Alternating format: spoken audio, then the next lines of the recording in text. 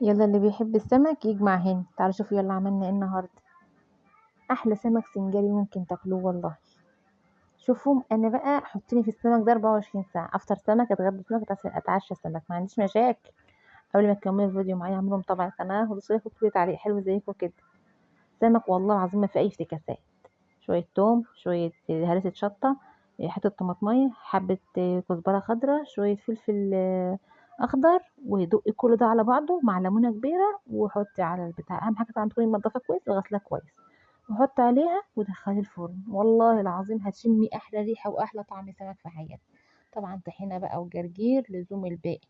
طبعا احنا عندنا ناس بتاكله بعيش وناس بتاكله برز، انا من الناس اللي بتحبه برز، ما بحبوش بعيش، والخيار ده انا اللي مخللاه.